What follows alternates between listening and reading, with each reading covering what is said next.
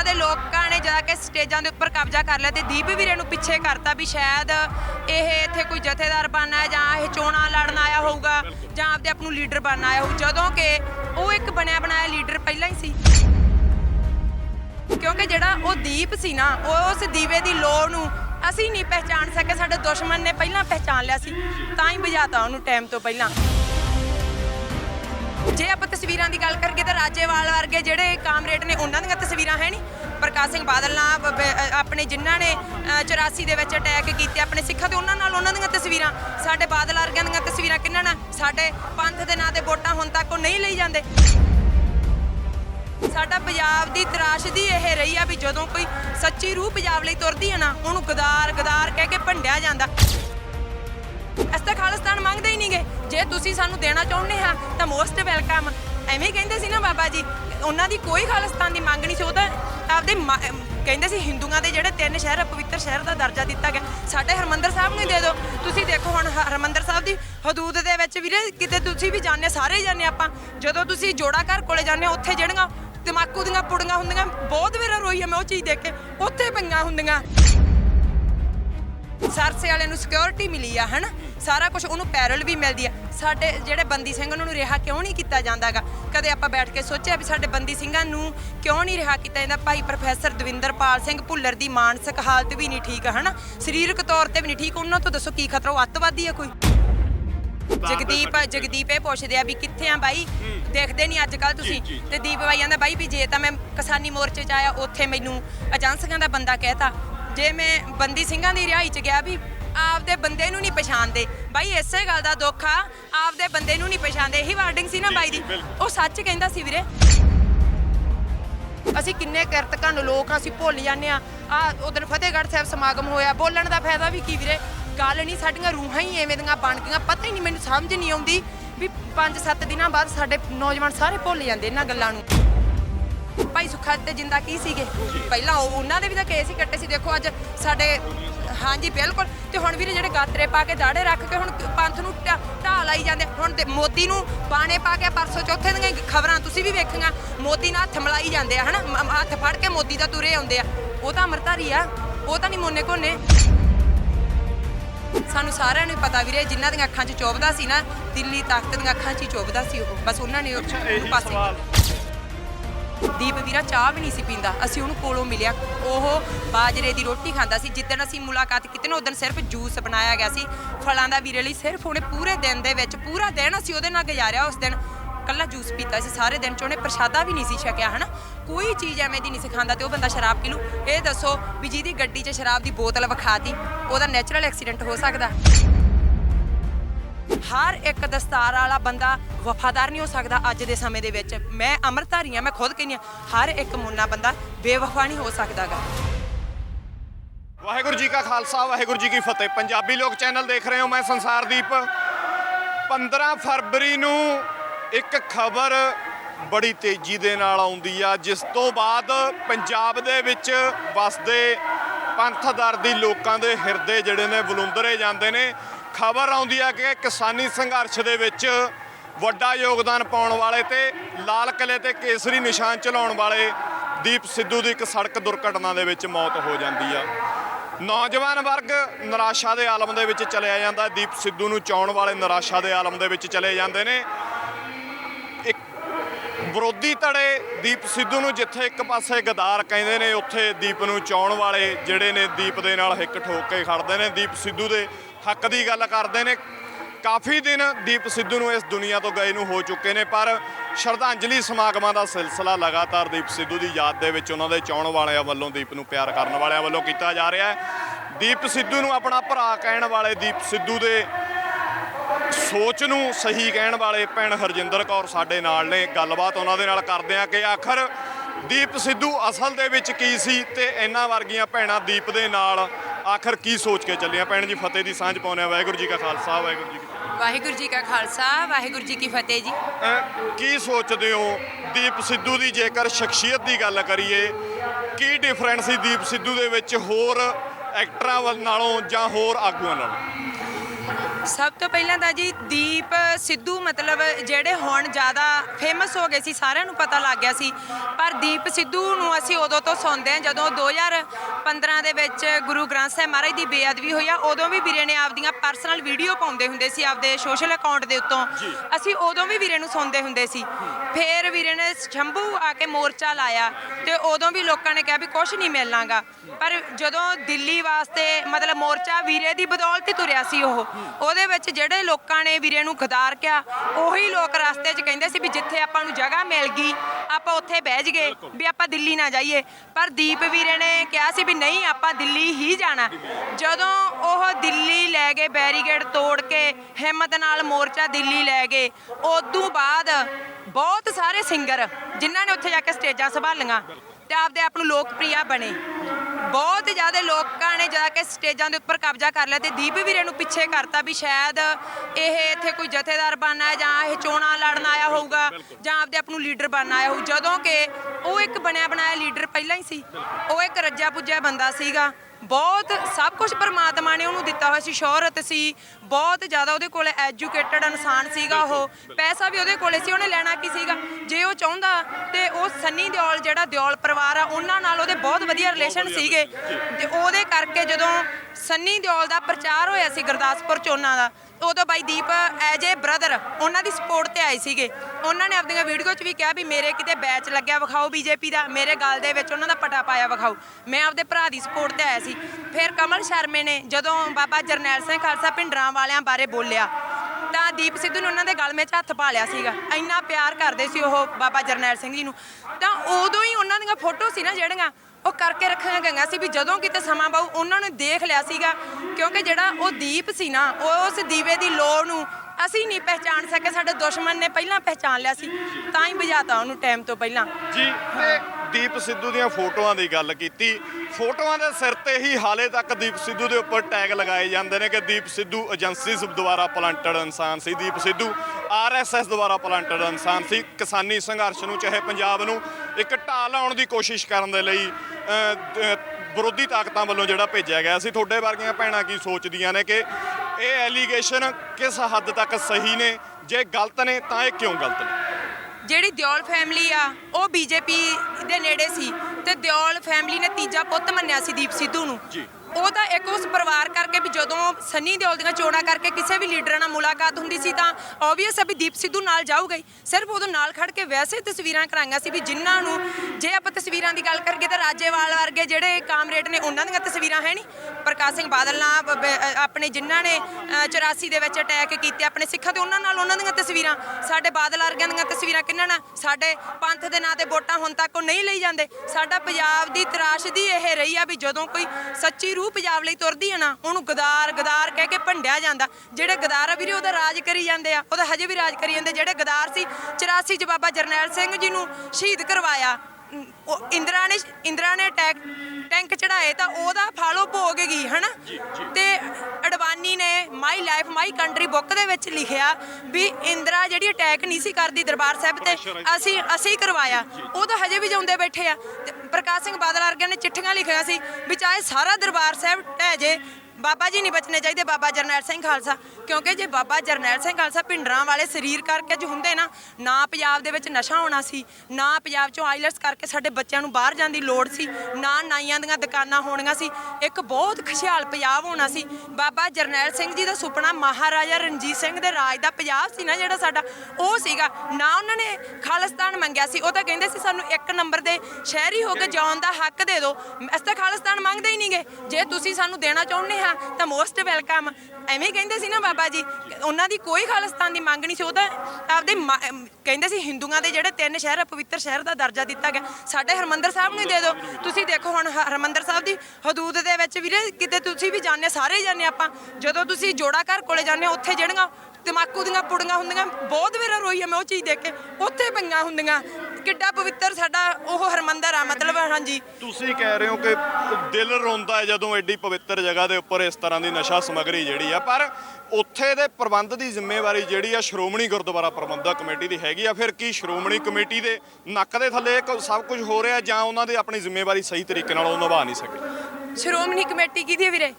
ਹੁਣ ਨਰੈਣੂ ਮਹੰਤ ਅਰਗੇ ਤਾਂ ਉੱਥੇ ਕਬਜ਼ਾ ਕਰੀ ਬੈਠੇ ਆ, ਕਿਤੇ ਵੀ ਤੁਸੀਂ ਦੇਖੋ ਵੀ ਆਪਣੇ ਬਾਈ ਦੀਪ ਨੇ ਬਾਬਾ ਜਰਨੈਲ ਸਿੰਘ ਜੀ ਦੀ ਸੋਚ ਨੂੰ ਅੱਗੇ ਲੈ ਕੇ ਤੁਰੇ ਸੀ ਨਾ, ਸਾਡੇ ਆਨੰਦਪੁਰ ਸਾਹਿਬ ਦੇ ਮਤੇ ਨੂੰ ਅੱਗੇ ਲੈ ਕੇ ਤੁਰੇ ਸੀ। ਤੁਸੀਂ ਮੈਨੂੰ ਦੱਸੋ ਵੀ ਜਿਹੜੀ ਸਾਡੀ ਗੋਲਕ ਗੁਰੂ ਦੀ ਗੋਲਕ ਆ ਉਹ ਗਰੀਬ ਦਾ ਮੂੰਹ ਕਿਹਾ ਗਿਆ। ਤੁਸੀਂ ਮੈਨੂੰ ਇਹ ਦੱਸੋ ਕਿਹੜੇ ਪਿੰਡਾਂ 'ਚ ਵੀ ਗੁਰੂ ਘਰਾਂ ਦੀ ਜਿਹੜੀ ਗੋਲਕ ਆ ਅਸੀਂ ਕਦੋਂ ਕਿਸੇ ਗਰੀਬ ਦੇ ਬੱਚਿਆਂ ਦੀ ਫੀਸ ਭਰਦੇ ਆ? ਬਿਲਕੁਲ ਨਹੀਂ ਭਰਦੇ। ਕਮੇਟੀਆਂ ਨੇ ਕਬਜ਼ੇ ਕੀਤੇ, ਜਿਹਦੇ ਕੋਲੇ ਜਿੰਨਾ ਆਉਂਦਾ। ਸਾਡਾ ਸਾਰਾ ਵੱਡੇ ਗੁਰੂ ਘਰਾਂ ਦਾ ਜਿਹੜਾ ਸ਼੍ਰੋਮਣੀ ਕਮੇਟੀਆਂ ਇਹ ਸਾਰੇ ਬਾਦਲ ਵਰਗੇ ਇਹ ਸੈਂਟਰ ਨੂੰ ਜਾਂਦਾ ਵੀਰੇ, ਉਹੀ ਮੁੜ ਕੇ ਸੈਂਟਰ ਸਰਸੇ ਵਾਲੇ ਵਰਗਿਆਂ ਨੂੰ ਜਾਂਦਾ। ਉਹ ਸਰਸੇ ਵਾਲੇ ਵਰਗੇ ਜਿਹੜੇ ਉਹ ਗਰੀਬਾਂ ਦੇ ਘਰ ਪਵਾ ਕੇ ਦਿੰਦੇ ਆਪਣੇ ਗੁਰੂ ਘਰਾਂ ਦੇ ਪੈਸੇ ਨਾਲ। ਉਹ ਕਹਿੰਦੇ ਸਾਨੂੰ ਸਰਸੇ ਵਾਲੇ ਬਾਬੇ ਨੇ ਗੁਰੂ ਘਰ ਬਣਾ ਕੇ ਦਿੱਤੇ, ਅਸੀਂ ਤਾਂ ਉੱਥੇ ਜਾਵਾਂਗੇ। ਜਿਹੜਾ ਪੰਜਾਬ ਆ ਨਾ, ਪੰਜਾਬ ਦੀ ਜਿਹੜੀ ਹੋਂਦ ਦੀ ਗੱਲ ਬਾਈ ਕਰਦਾ ਸੀ ਵੀਰੇ, ਪੰਜਾਬ ਆਪਣਾ ਸਿੱਖੀ ਦਾ ਧੁਰਾ, ਇਹ ਪੰਜਾਬ ਸਿੱਖੀ ਦਾ ਧੁਰਾ ਤੇ ਇਹ ਸਿੱਖੀ ਦਾ ਧੁਰਾ ਰਹਿਣਾ, ਜਿਹਦੇ ਤੋਂ ਬਖਰੇਵਾ ਕੀਤਾ ਜਾ ਰਿਹਾ। ਇੱਥੇ ਕਿੰਨੇ ਡੇਰੇ ਖੋਲ੍ਹਤੇ ਤੁਸੀਂ ਦੇਖੋ। ਸਰਸੇ ਵਾਲੇ ਨੂੰ ਸਿਕਿਉਰਿਟੀ ਮਿਲੀ ਆ ਹਨਾ, ਸਾਰਾ ਕੁਝ ਉਹਨੂੰ ਪੈਰਲ ਵੀ ਮਿਲਦੀ ਆ। ਸਾਡੇ ਜਿਹੜੇ ਬੰਦੀ ਸਿੰਘ ਉਹਨਾਂ ਨੂੰ ਰਿਹਾ ਕਿਉਂ ਨਹੀਂ ਕੀਤਾ ਜਾਂਦਾਗਾ? ਕਦੇ ਆਪਾਂ ਬੈਠ ਕੇ ਸੋਚਿਆ ਵੀ ਸਾਡੇ ਬੰਦੀ ਸਿੰਘਾਂ ਨੂੰ ਕਿਉਂ ਨਹੀਂ ਰਿਹਾ ਕੀਤਾ ਜਾਂਦਾ? ਭਾਈ ਪ੍ਰੋਫੈਸਰ ਦਵਿੰਦਰਪਾਲ ਸਿੰਘ ਭੁੱਲਰ ਦੀ ਮਾਨਸਿਕ ਹਾਲਤ ਵੀ ਨਹੀਂ ਠੀਕ ਹਨਾ, ਸਰੀਰਕ ਤੌਰ ਤੇ ਵੀ ਨਹੀਂ ਠੀਕ। ਉਹਨਾਂ ਤੋਂ ਦੱਸੋ ਕੀ ਖਤਰਾ? ਉਹ ਅੱਤਵਾਦੀ ਆ ਕੋਈ? ਇੱਕ ਪੜ੍ਹਿਆ ਲਿਖਿਆ ਇਨਸਾਨ ਸੀ ਜਿਹਨੂੰ ਬਿਨਾਂ ਕਿਸੇ ਕਸੂਰ ਤੋਂ ਜੇਲ੍ਹ 'ਚ ਕੀਤਾ ਹੋਇਆ 25 ਸਾਲ ਹੋ ਗਏ। ਹੁਣ ਤੁਸੀਂ ਆਪ ਹੀ ਦੱਸ ਦਿਓ ਵੀ ਆਪਣੇ ਨਾਲ ਇਨਸਾਫ ਕਿੱਥੇ ਆ? ਨੰਬਰ 2 ਤੇ ਜੇ ਅਸੀਂ ਇਕੱਠੇ ਨਾ ਹੋਏ, ਬਾਈ ਦੀਪ ਕਹਿੰਦਾ ਸੀ ਵੀ ਭਾਈਚਾਰਕ ਸਾਂਝ ਬਣਾ ਲਓ, ਕੇਸਰੀ ਨਿਸ਼ਾਨ ਸਾਹਿਬ ਥੱਲੇ ਇਕੱਠੇ ਹੋ ਜਾਏ। ਇਹਦਾ ਮਤਲਬ ਕੀ ਸੀ? ਜਿਹੜੇ ਜਾਤਾਂ ਦੇ ਵਖਰੇਵੇਂ ਪਾ ਕੇ ਅਸੀਂ ਪਿੰਡਾਂ ਦੇ ਵਿੱਚ ਦੇਖੋ ਆ ਜੀ ਭਾਈ ਜੀਵਨ ਸਿੰਘ ਜੇਤਾ ਦਾ ਗੁਰੂ ਘਰ ਆ, ਇਹ ਮਜ਼੍ਹਬੀ ਸਿੱਖਾਂ ਦਾ ਹਨਾ, ਆ ਜ਼ਿਮੀਂਦਾਰਾਂ ਦਾ ਗੁਰਦੁਆਰਾ। ਜੇ ਮਤਲਬ ਕੋਈ ਪਰਜਾਪਤ ਕਾਸਟ ਕੋਈ ਵੀ ਪਿੰਡਾਂ 'ਚ ਜਿਹੜੇ ਭਾਈਚਾਰੇ ਰਹਿੰਦੇ, ਸਾਡੇ 10ਵੇਂ ਪਾਤਸ਼ਾਹ ਨੇ ਤਾਂ ਸਾਰਾ ਕੁਝ ਇੱਕ ਕੀਤਾ ਸੀ। ਸਾਡੇ 10ਵੇਂ ਪਾਤਸ਼ਾਹ ਨੇ ਤਾਂ ਸਾਰਿਆਂ ਨੂੰ ਇੱਕ ਨਾਲ ਲਾਇਆ ਸੀ।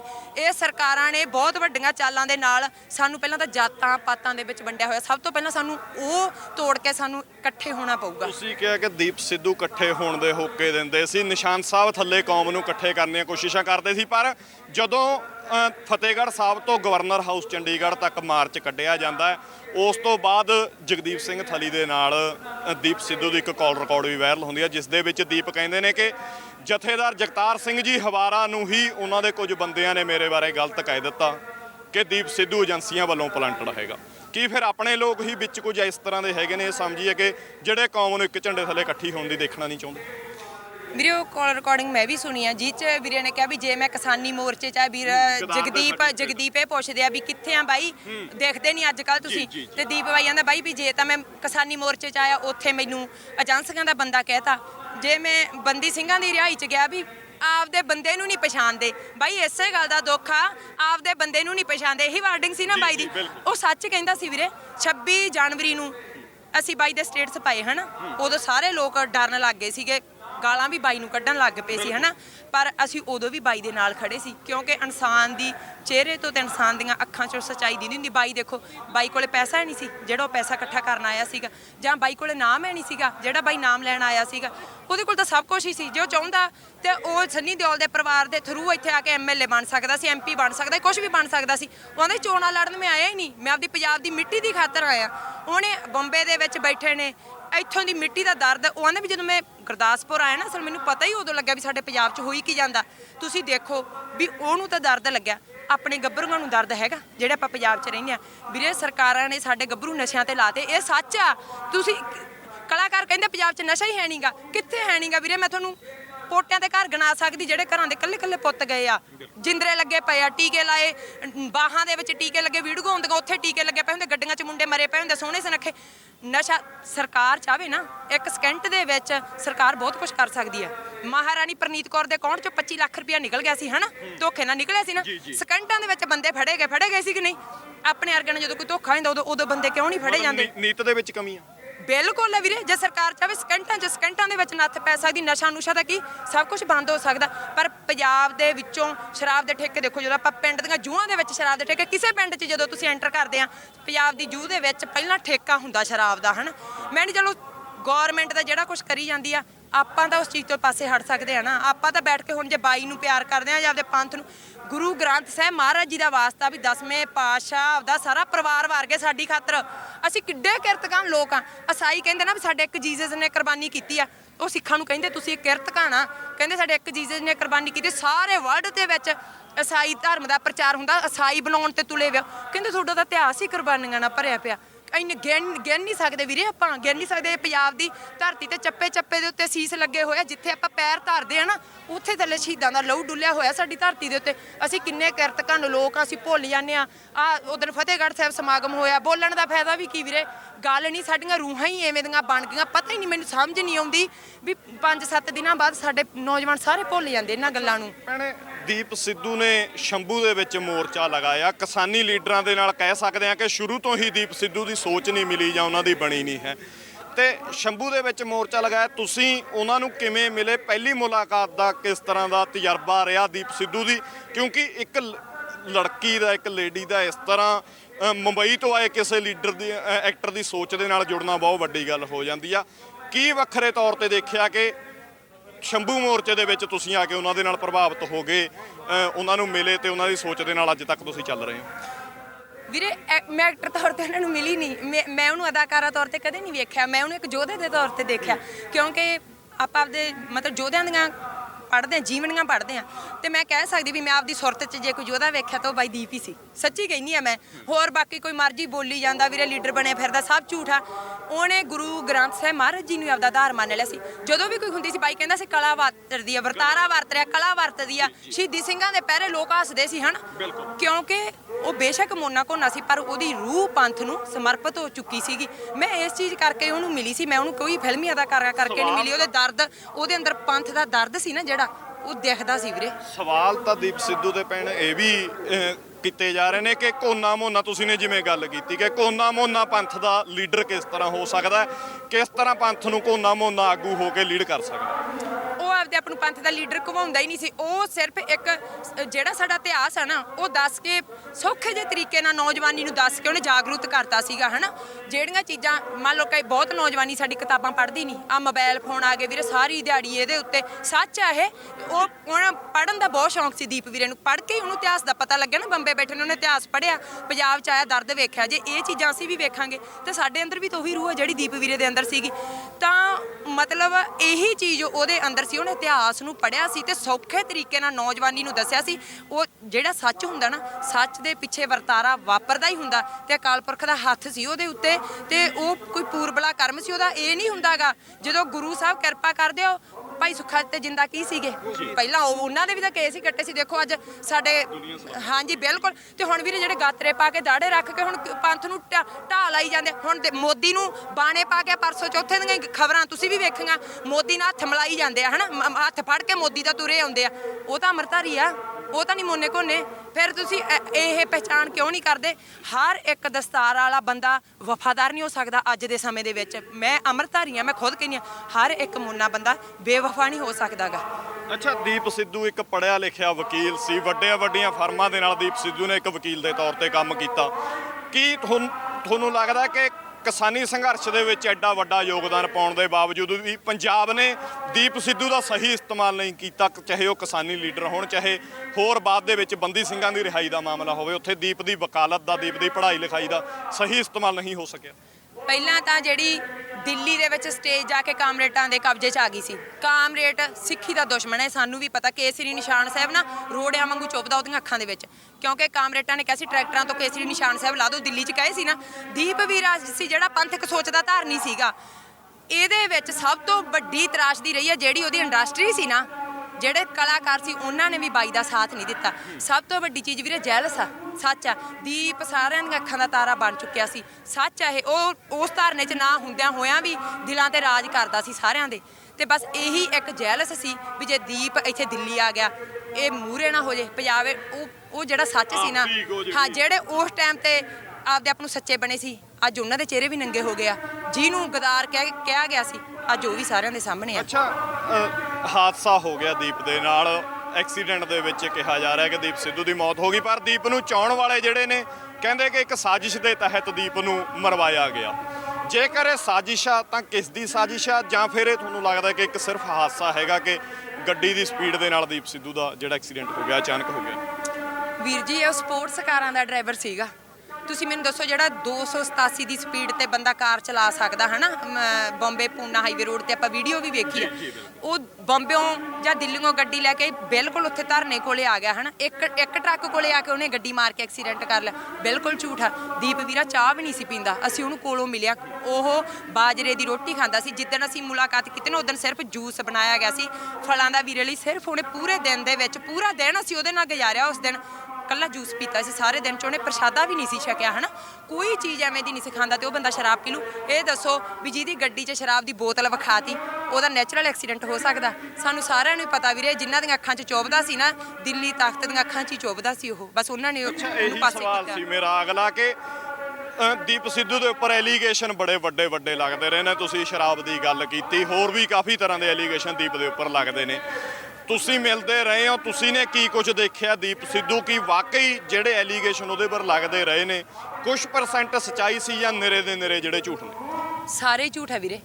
ਉਹ ਬਹੁਤ ਪਵਿੱਤਰ ਤੇ ਇੱਕ ਸੱਚੀ ਰੂਹ ਸੀ ਜਿੰਨਾ ਅਸੀਂ ਉਹਨੂੰ ਵੇਖਿਆ, ਕਿਉਂਕਿ ਪੰਥ ਐਵੇਂ ਕਿਸੇ ਨੂੰ ਪਿਆਰ ਨਹੀਂ ਦਿੰਦਾ। ਪੰਥ ਦੇ ਵਿੱਚ ਹੀ ਬਹੁਤ ਤੁਰੇ ਫਿਰਦੇ ਪ੍ਰਧਾਨ ਬਣ ਕੇ, ਕਦੇ ਪੰਥ ਨੇ ਉਹਨਾਂ ਨੂੰ ਪਿਆਰ ਨਹੀਂ ਦੇਤਾਗਾ। ਜੇ ਉਹਦੇ ਵਿੱਚ ਕੋਈ ਸੱਚਾਈ ਸੀ ਨਾ, ਪਿੰਡਾਂ ਦੇ ਵਿੱਚ ਉਹ ਜਾਂਦਾ ਸੀ, ਲੋਕ ਉਹਨੂੰ ਚਾਹੁੰਦੇ ਸੀ, ਉਹਦੇ ਮਗਰ ਭਜਦੇ ਸੀਗੇ, ਉਹਦੀ ਗੱਲ ਸੁਣਦੇ ਸੀਗੇ ਹਨਾ। ਤੁਹਾਨੂੰ ਵੀ ਪਤਾ ਮਾਨ ਸਾਹਿਬ ਦੀ ਸਟੇਜ ਤੋਂ ਬੋਲਿਆ, ਉਹਦੇ ਬੋਲਾਂ ਦਾ ਅਸਰ ਤਾਂ ਹੀ ਹੁੰਦਾ ਸੀ ਜੋ ਇੱਕ ਸੱਚੀ ਸੁੱਚੀ ਰੂਹ ਸੀ। ਸਰਾਸਰ ਝੂਠਾ, ਕੋਈ ਉਹ ਨਸ਼ਾ ਨਹੀਂ ਸੀ ਕਰਦਾ, ਜੋ ਅੰਦਰੋਂ ਸੀ ਨਾ ਉਹੀ ਉਹ ਬਾਹਰੋਂ ਸੀਗਾ, ਕੋਈ ਉਹਦੇ ਵਿੱਚ ਮਿਲਾਵਟ ਹੈ ਹੀ ਨਹੀਂ ਸੀ। ਲਾਸਟ ਸਵਾਲ ਆ ਕਿ ਜੇਕਰ ਦੀਪ ਸਿੱਧੂ ਦਾ ਕਤਲ ਹੋਇਆ, ਇਨਸਾਫ ਦੀ ਕੋਈ ਉਮੀਦ ਲੱਗਦੀ ਹੈ? ਨਹੀਂ ਵੀਰੇ, ਜੇ ਗੁਰੂ ਗ੍ਰੰਥ ਸਾਹਿਬ ਮਹਾਰਾਜ ਜੀ ਦਾ ਸਾਨੂੰ ਇਨਸਾਫ ਨਹੀਂ ਮਿਲਿਆ, ਉਹ ਤਾਂ ਇੱਕ ਇਨਸਾਨ ਸੀ। ਗੁਰੂ ਗ੍ਰੰਥ ਸਾਹਿਬ ਮਹਾਰਾਜ ਸਾਡੇ ਰਹਿਬਰ ਆ। 2015 ਸਾਲ ਤੋਂ ਲੈ ਕੇ ਧਰਨੇ ਲਾ ਲਏ, ਕੀ ਕੁਛ ਅਸੀਂ ਕਰ ਲਿਆ, 2022 ਚੱਲੀ ਜਾਂਦਾ, ਮਿਲਿਆ ਸਾਨੂੰ ਇਨਸਾਫ? ਨਾਲ ਸ਼ਰੇਆਮ ਪਤਾ ਕਿਹਨਾਂ ਨੇ ਕੁਛ ਕੀਤਾ, ਪਤਾ ਨਾ ਸਾਰਿਆਂ ਨੂੰ ਪਤਾ।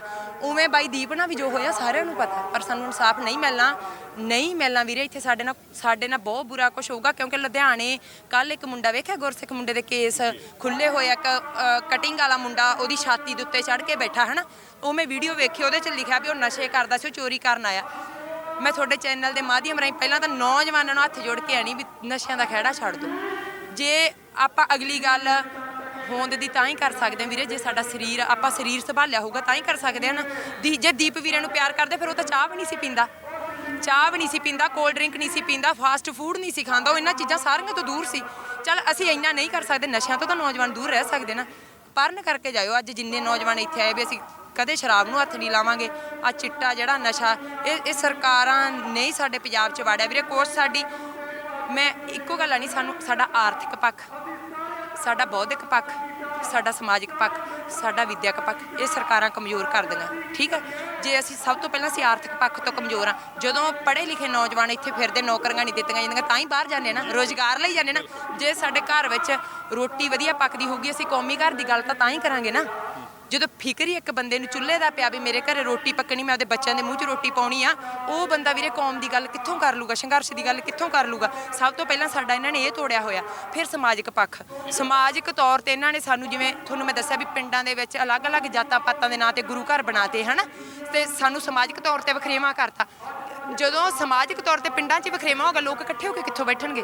ਕੇਸਰੀ ਨਿਸ਼ਾਨ ਸਾਹਿਬ ਤੇ ਇੱਕ ਆ, ਫਿਰ ਪਿੰਡ 'ਚ ਇੱਕ ਗੁਰੂ ਘਰ ਬਹੁਤ ਨਹੀਂਗਾ। ਗੁਰੂ ਗ੍ਰੰਥ ਸਾਹਿਬ ਜੀ ਨੂੰ ਮੱਥਾ ਟੇਕਣਾ, ਫਿਰ ਇਹ ਤਾਂ ਹੈ ਨਹੀਂ ਵੀ ਹੋਰ ਜਾਤ ਦਾ ਗੁਰੂ ਗ੍ਰੰਥ ਸਾਹਿਬ ਹੋਰ ਆ ਤੇ ਦੂਜਿਆਂ ਦਾ ਹੋਰ ਆ। ਮਹਾਰਾਜ ਨੇ ਤਾਂ ਸਾਨੂੰ ਇੱਕ ਕੀਤਾ, ਪਹਿਲਾਂ ਮੈਂ ਨਹੀਂ, ਸਾਨੂੰ ਪਿੰਡਾਂ 'ਚ ਗੁਰੂ ਘਰ ਇੱਕ ਕਰਨਾ ਚਾਹੀਦਾ, ਫਿਰ ਅਸੀਂ ਕੇਸਰੀ ਨਿਸ਼ਾਨ ਸਾਹਿਬ ਥੱਲੇ ਇਕੱਠੇ ਹੋਵਾਂਗੇ। ਬੌਧਿਕ ਪੱਖ ਤੋਂ ਦੇਖੋ ਵੀ ਜਿਹੜੇ ਐਡੇ ਸਾਨੂੰ ਪੜ੍ਹਾਇਆ ਕੀ ਜਾ ਰਿਹਾ। ਹੁਣ ਧਰਨੇ ਲੱਗੇ ਆ ਨਾ ਪੰਜਾਬੀ ਮਾਂ ਬੋਲੀ ਦੇ, 10ਵੇਂ ਪਾਤਸ਼ਾਹ ਦਾ ਇਹ ਲਿਖਿਆ ਗਿਆ ਇਤਿਹਾਸ ਆ ਜਿਹੜਾ +2 ਦੀ ਕਲਾਸ ਦੇ ਵਿੱਚ ਸਾਡਾ ਪੰਜਾਬ ਦਾ ਇਤਿਹਾਸ ਆ ਨਾ। ਮੈਂ ਖੁਦ 2004 'ਚ ਰੌਲਾ ਪਾਇਆ ਸੀ, ਕਿਸੇ ਨੇ ਨਹੀਂ ਉਦੋਂ ਗੱਲ ਸੁਣੀ। ਮੈਂ ਉਹਦੇ ਟੀਚਰ ਨਾਲ ਵੀ ਲੜੀ ਸੀ। ਉਹਦੇ ਵਿੱਚ ਲਿਖਿਆ ਸੀ ਵੀ 10ਵੇਂ ਪਾਤਸ਼ਾਹ ਨੇ ਨਾ ਬੱਕਰੇ ਝਟਕਾ ਕੇ ਤੰਬੂ ਦੇ ਵਿੱਚ ਤੇ ਅੰਮ੍ਰਿਤਪਾਨ ਕਰਾਇਆ। ਤੁਹਾਨੂੰ ਲੱਗਦਾ ਉਹ ਐਡਾ ਰਹਿਬਰ ਸੀ ਸਾਡਾ ਹਨਾ, ਤੇ ਵੀ ਇਹ ਸਾਡਾ ਬੌਧਿਕ ਪੱਖ ਕਮਜ਼ੋਰ ਕੀਤਾ ਗਿਆ। 5 ਸਿਰ ਦਿੱਤੇ ਸੀ ਵੀਰੇ, 5 ਸਿਰ। ਠੀਕ ਹੈ, ਸਾਡਾ ਗੁਰੂ ਆ ਉਹ ਰਹਿਬਰ ਅਕਾਲ ਪੁਰਖ ਆਪ ਦੁਨੀਆ ਤੇ ਆਇਆ ਸੀ। ਸਾਡੇ ਬੱਚੇ ਤਾਂ ਖੁਦ ਕਹਿੰਦੇ ਬਈ ਬੱਕਰੇ ਵੱਢੇ ਸੀ ਗੁਰੂ ਗੋਬਿੰਦ ਸਿੰਘ ਮਹਾਰਾਜ ਜੀ ਨੇ। ਤੁਸੀਂ ਮੈਨੂੰ ਦੱਸੋ ਵੀ ਫਿਰ ਸਾਡੇ ਬੱਚੇ ਸਿੱਖੀ ਨਾਲ ਕਿੱਥੋਂ ਜੋੜਨਗੇ? ਤੇ ਹੁਣ ਤਾਂ ਪਤਾ ਹੀ ਨਹੀਂ ਕਿਤਾਬਾਂ ਦੇ ਵਿੱਚ CBSE ਬੋਰਡ 'ਚ ਕੀ ਗੰਦ ਵਾੜਿਆ ਵਾ। ਬਾਬਾ ਬੰਦਾ ਸਿੰਘ ਬਹਾਦਰ ਨੂੰ ਕਰੈਕਟਰ ਦੇ ਪੱਖੋਂ ਮਾਤਾ, ਤੁਸੀਂ ਇੱਕ ਸੱਚ ਹੋਰ ਦੱਸੋ ਵੀ ਝਾਂਸੀ ਦੀ ਰਾਣੀ ਆਪਦੇ ਰਾਜ ਭਾਗ ਦੇ ਲਈ ਲੜੀ ਸੀ ਹਨਾ, ਤੇ ਉਹਨੇ ਅੰਗਰੇਜ਼ਾਂ ਨਾਲ ਸੰਧੀ ਵੀ ਕੀਤੀ ਸੀ। ਉਹਨੂੰ ਕਿੰਨਾ ਫੇਮਸ ਕੀਤਾ ਗਿਆ, ਝਾਂਸੀ ਦੀ ਰਾਣੀ, ਲక్ష్ਮੀ ਬਾਈ, ਪੜ੍ਹਾਇਆ ਜਾਂਦਾ ਬਣਾ। ਤੇ ਮਾਤਾ ਭਾਗ ਕੌਰ ਸਾਡੀ ਹੋਣ ਦੇ ਲਈ ਲੜੀ ਸੀ ਤੇ ਮਾਤਾ ਭਾਗੌਰ ਬਾਰੇ ਕੀ ਪੜਾਇਆ ਜਾਂਦਾ? ਕਦੇ ਲక్ష్ਮੀ ਬਾਈ ਦੇ ਬਰੋਬਰ ਸਾਡੀ ਮਾਤਾ ਭਾਗੌਰ ਨੂੰ ਰੱਖਿਆ ਗਿਆ? ਸਾਡੇ ਬੱਚੇ, ਸਾਡੇ ਖੁਦ ਸਿੱਖਾਂ ਦੇ ਬੱਚੇ ਝਾਂਸੀ ਦੀ ਰਾਣੀ ਕਰਦੇ ਰਹਿੰਦੇ ਆ ਤੇ ਝਾਂਸੀ ਦੀ ਰਾਣੀ ਤਾਂ ਮਾਤਾ ਭਾਗੌਰ ਦੇ ਨੇੜੇ ਤੇੜੇ ਵੀ ਹੈ ਨਹੀਂ ਸੀਗੀ। ਉਹਨਾਂ ਦਾ ਕਿੱਡਾ ਉੱਚਾ ਜੀਵਨ ਸੀ, 40 ਸਿੰਘਾਂ ਨੂੰ ਮਤਲਬ ਲੈ ਕੇ ਗਈ ਸੀ ਉਹ, ਹੈ ਨਾ, ਉਹਨਾਂ ਸਮਿਆਂ ਦੇ ਵਿੱਚ। ਮੈਂ ਅੱਜ ਜਾਣੀ ਅੱਜ ਸਾਡੀਆਂ ਬੀਬੀਆਂ ਹੁਣ ਤਾਂ, ਜੇ ਸਾਡੀਆਂ ਬੀਬੀਆਂ ਵੀਰੇ ਸਟੇਜਾਂ ਤੇ ਨੱਚ ਸਕਦੀਆਂ, ਅੱਜ ਕੱਲ੍ਹ ਵਾਲ ਖੁੱਲੇ ਛੱਡ ਸਕਦੀਆਂ, ਸਟੇਟ ਵਾਲ ਕਰਾ ਸਕਦੀਆਂ, ਬਿਊਟੀ ਪਾਰਲਰਾਂ ਦੇ ਜਾ ਕੇ ਬਹਿ ਸਕਦੀਆਂ ਸਾਡੀਆਂ ਸਿੱਖਾਂ ਦੀਆਂ ਧੀਆਂ, ਫਿਰ ਸਿੱਖੀ ਖਾਤਰ ਕਿਉਂ ਨਹੀਂ ਕਾਹਤੋਂ ਸੰਗ ਲੱਗਦੀ ਸਾਨੂੰ? ਸਿੱਖੀ ਦੀ ਖਾਤਰ ਤੁਰਦੀਆਂ ਨੂੰ ਕਿਉਂ ਸੰਗ ਲੱਗਦੀ ਆ? ਉਹਨਾਂ ਸਮਿਆਂ 'ਚ ਜੇ ਮਾਤਾ ਭਾਗੌਰ 40 ਸਿੰਘਾਂ ਦਾ ਜਥਾ ਲੈ ਕੇ ਮਾਝੇ 'ਚੋਂ ਮੁਕਤਸਰ ਦੀ ਧਰਤੀ ਤੇ ਆ ਸਕਦੀ ਹੈ, ਇੱਕ ਬੀਬੀ ਸੀ ਨਾ ਉਹ, ਤੇ ਅੱਜ ਬੀਬੀਆਂ ਸਾਡੇ ਕਿਉਂ ਨਹੀਂ ਤੁਰ ਸਕਦੀਆਂ? ਸਾਡੇ ਜੇ ਅਸੀਂ ਕਲਪਨਾ ਚਾਵਲਾ ਦੀ ਗੱਲ ਕਰਦੇ ਹਾਂ, 7 ਵਿਗਿਆਨੀਆਂ ਨਾਲ ਇਕੱਲੀ ਇੱਕ ਔਰਤ ਅੰਤਰਿਕਸ਼ ਦੇ ਵਿੱਚ ਗਈ ਸੀ, ਹੈ ਨਾ। ਇਹ ਚੀਜ਼ਾਂ ਸਾਡਾ ਆਪਦਾ ਮਨ ਸਾਫ਼ ਹੋਣਾ ਚਾਹੀਦਾ। ਕੋਈ ਕਿਸੇ ਨੂੰ ਕੁਛ ਨਹੀਂ ਕਹਿੰਦਾ ਹੁੰਦਾ, ਸਾਡੀਆਂ ਬੀਬੀਆਂ ਨੂੰ ਤੁਰਨਾ ਪੈਣਾ। ਜੇ ਸਾਡੀਆਂ ਬੀਬੀਆਂ ਵੀ ਤੁਰਨਗੀਆਂ ਨਾ, ਸਾਡਾ ਇਤਿਹਾਸ ਪੜ੍ਹੋ, ਸਰਦਾਰਨੀ ਸਦਾ ਕੌਰ, ਮਾਤਾ ਸੁੰਦਰੀ, ਉਹਨਾਂ ਬਾਰੇ ਸਾਨੂੰ ਕਿਉਂ ਨਹੀਂ ਪੜ੍ਹਾਇਆ ਜਾਂਦਾ? ਮਾਤਾ ਜਿੰਦ ਕੌਰ ਬਾਰੇ, ਮਾਤਾ ਜਿੰਦ ਕੌਰ ਦੀ ਕਿੱਡੀ ਵੱਡੀ ਦੇਣ ਆ। ਜਦੋਂ ਮਹਾਰਾਜਾ ਰਣਜੀਤ ਸਿੰਘ ਦਾ ਰਾਜ ਬਿਖਰ ਗਿਆ ਸੀਗਾ, ਕਲਕੱਤੇ ਤੋਂ ਭੇਸ ਬਦਲ ਕੇ ਜੰਗਲਾਂ ਦੇ ਵਿੱਚ ਦੀ ਨਦੀਆਂ ਦੇ ਕਿਨਾਰਿਆਂ ਤੋਂ ਕਿਵੇਂ ਪੰਜਾਬ ਪਹੁੰਚੀ ਸੀ, ਪਤਾ ਨਾ ਆਪਾਂ ਨੂੰ ਸਾਰਾ ਕੁਝ, ਹੈ ਨਾ। ਉਹ ਕਿਉਂ ਨਹੀਂ ਪੜ੍ਹਾਇਆ ਜਾਂਦਾ ਸਾਨੂੰ? ਕਿਉਂਕਿ ਜੇ ਉਹ ਪੜ੍ਹਾਉਣਗੇ ਤਾਂ ਸਾਨੂੰ ਪਤਾ ਲੱਗ ਜੂ ਵੀ ਸਾਡਾ ਪੰਜਾਬ ਕਿਵੇਂ ਖੁੱਸਿਆ। ਜਿਹੜਾ ਪੰਜਾਬ ਇੱਕ ਦੇਸ਼ ਸੀ ਜਿਹਨੂੰ ਪ੍ਰਦੇਸ਼ ਬਣਾ ਕੇ ਹਿੰਦੁਸਤਾਨ ਦੇ ਵਿੱਚ ਰਲਾ ਲਿਆ, ਠੀਕ ਆ, ਉਹ ਸਾਡੇ ਬੱਚਿਆਂ ਨੂੰ ਕਿਉਂ ਨਹੀਂ ਪੜ੍ਹਾਇਆ ਜਾਂਦਾ ਵੀ ਭਾਈ ਹਿੰਦੁਸਤਾਨ ਦੇ ਜਦੋਂ 26 ਜਨਵਰੀ ਹੁੰਦੀ ਆ, 15 ਅਗਸਤ ਹੁੰਦੀ ਆ, ਤਿਰੰਗੇ ਝੰਡੇ ਫੜਾ ਕੇ ਤੁਹਾਡਾ ਝੰਡਾ ਤੁਹਾਨੂੰ ਸਲਾਮਤ ਆ, ਹੈ ਨਾ। ਸਾਨੂੰ ਸਾਰਿਆਂ ਨੂੰ, ਮੇਰੇ ਨਾਲ ਵੀ ਹੋਇਆ, ਸਾਡਾ ਦੇਸ਼ ਦੀ ਵੰਡ ਹੋਈ, ਸਾਨੂੰ ਅੱਜ ਆਜ਼ਾਦੀ ਮਿਲੀ, ਉਹ ਤਾਂ ਸਾਨੂੰ ਹੁਣ ਪਤਾ ਲੱਗਿਆ ਕਮਲਿਓ ਆਜ਼ਾਦੀ ਥੋੜੀ ਮਿਲੀ ਸੀ, ਸਾਡੇ ਤਾਂ ਪੰਜਾਬ ਦੇ 2 ਟੁਕੜੇ ਹੋਏ ਸੀ, ਸਾਡਾ ਘਰ ਉਜੜਿਆ ਸੀ। ਹਿੰਦੁਸਤਾਨ ਦਾ ਕੀ ਹੋਇਆ ਸੀ? ਕੁਝ ਵੀ ਨਹੀਂ ਹੋਇਆ ਸੀਗਾ। ਸਾਡੇ ਜਿਹੜੇ ਬਲਦੇਵ ਮਾਸਟਰ ਤਾਰਾ ਸਿੰਘ ਵਰਗੇ, ਬਲਦੇਵ ਸਿੰਘ ਵਰਗਿਆਂ ਦੀ ਉੱਥੇ ਸੀਗਾ, ਇਹਨਾਂ ਦੇ ਗੁਜਰਾਤ ਦੇ ਵਿੱਚ ਫੈਕਟਰੀਆਂ, ਉਹਨਾਂ ਨੇ ਉਹਨਾਂ ਦਾ ਸਮਝੌਤਾ ਕਰਨ ਦੀ ਖਾਤਰ ਸਾਰੀ ਕੌਮ ਨੇ ਸਮਝੌਤਾ ਕਰਤਾ, ਜਿਹੜਾ ਹਜੇ ਤੱਕ ਸਾਡੇ ਗਲ 'ਚ ਪਿਆ ਵਾ, ਗੁਲਾਮਾਂ ਹਜੇ ਤੱਕ ਨਹੀਂ ਲੱਥਾਗਾ। ਵੱਡੇ ਸਵਾਲ ਖੜੇ ਕੀਤੇ ਗਏ ਨੇ, ਵੱਡੇ ਸਵਾਲ ਖੜੇ ਕੀਤੇ ਗਏ ਨੇ ਕਿ ਪੰਜਾਬ ਦੀ ਹੋਂਦ ਦੀ ਗੱਲ ਕਰਦਾ ਦੀਪ ਸਿੱਧੂ ਬੇਸ਼ੱਕ ਇਸ ਦੁਨੀਆ ਤੋਂ ਚਲਿਆ ਗਿਆ, ਪਰ ਪੰਜਾਬ ਦੇ ਨੌਜਵਾਨਾਂ ਦੇ ਦਿਲਾਂ ਦੇ ਵਿੱਚ ਆਪਣੀ ਹੋਂਦ ਜਿਹੜੀ ਆ ਬਰਕਰਾਰ ਕਰ ਗਿਆ। ਇੱਕ ਸਾਜ਼ਿਸ਼ ਦੇ ਤਹਿਤ ਦੀਪ ਸਿੱਧੂ ਨੂੰ ਮਰਵਾਇਆ ਗਿਆ ਕਿਉਂਕਿ ਉਹ ਪੰਜਾਬ ਦੇ ਵੱਧ ਅਧਿਕਾਰਾਂ ਦੀ ਗੱਲ ਕਰਦਾ ਸੀ, ਜਿਹੜੀ ਕਿਸੇ ਸਮੇਂ ਸੰਤ ਗਿਆਨੀ ਜਰਨੈਲ ਸਿੰਘ ਜੀ ਖਾਲਸਾ ਭਿੰਡਰਾਂ ਵਾਲਿਆਂ ਨੇ ਕੀਤੀ ਸੀ। ਇਸੇ ਕੜੀ ਤਹਿਤ ਦੀਪ ਸਿੱਧੂ ਨੂੰ ਵੀ ਖਤਮ ਕਰਵਾ ਦਿੱਤਾ ਗਿਆ ਕਿਉਂਕਿ ਮੱਥਾ ਇਹਨਾਂ ਦੇ ਕਹਿਣ ਮੁਤਾਬਕ ਸਿੱਧਾ ਦਿੱਲੀ ਹਕੂਮਤ ਦੇ ਨਾਲ ਲਗਾਇਆ ਸੀ। ਕਤਲ ਹੋਇਆ, ਦੀਪ ਸਿੱਧੂ ਦੀ ਸੋਚ ਬਾਰੇ ਗੱਲਾਂ ਬਾਤਾਂ ਕੀਤੀਆਂ ਨੇ। ਆਖਰ ਕੀ ਕਤਲ ਦਾ ਇਨਸਾਫ ਹੋ ਸਕੇਗਾ ਤੇ ਗੁਰੂ ਗ੍ਰੰਥ ਸਾਹਿਬ ਜੀ ਮਹਾਰਾਜ ਦੀਆਂ ਲਗਾਤਾਰ ਹੋ ਰਹੀਆਂ ਬੇਅਦਬੀਆਂ ਦਾ ਇਨਸਾਫ ਕਦੇ ਸਿੱਖ ਕੌਮ ਨੂੰ ਮਿਲ ਸਕੇਗਾ? ਇਹ ਤਾਂ ਆਉਣ ਵਾਲਾ ਸਮਾਂ ਹੀ ਦੱਸੇਗਾ। ਬਰਗਾੜੀ ਤੋਂ ਪੰਜਾਬੀ ਲੋਕ ਚੈਨਲ ਦੇ ਲਈ ਸੰਸਾਰਦੀਪ ਸਿੰਘ, ਧੰਨਵਾਦ।